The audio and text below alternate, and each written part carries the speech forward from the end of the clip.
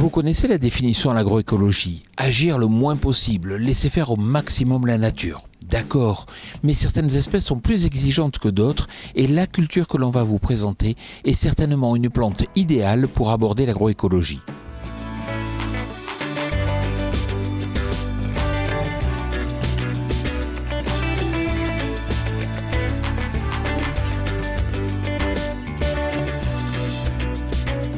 Cette semaine, je vous amène à la rencontre d'Éric Grange, le directeur d'une chanvrière de la Seine-et-Marne qui se nomme Planète Chanvre.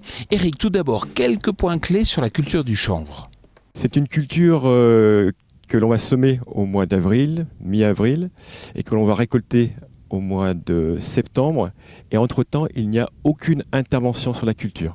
Donc on va la laisser croître tranquillement, sans aucune intervention. Et ça aussi, c'est important. Quels sont les atouts agroécologiques du chanvre ? Le chanvre est véritablement une culture vertueuse.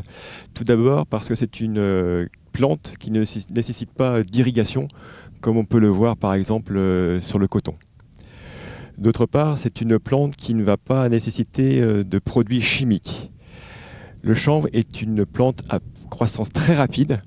On a certaines journées où elle va croître de plus de 10 cm.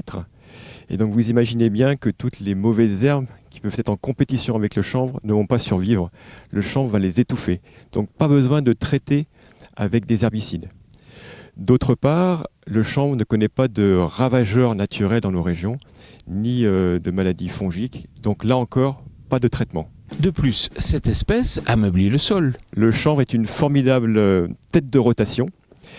Le chanvre a la particularité d'avoir une racine qui va descendre en profondeur et donc qui va travailler le sol, il va le fissurer. Ainsi, la culture qui passe derrière aura un sol qui sera déjà bien travaillé et on dit qu'un blé qui passe derrière un chanvre a un gain de rendement de 10%. Et le chanvre est aussi un puits de carbone. Le chanvre est un puits de carbone formidable puisque 1 hectare de chanvre équivaut à la même captation de carbone qu'une forêt. Donc, ce qui veut dire que si on arrive ensuite derrière à garder la fibre, à garder la chènevotte, qui sont des coproduits du chanvre, dans du béton de chanvre par exemple, ou dans du textile, ce seront autant de carbone que l'on va capter et qui ne seront pas relargués dans l'atmosphère.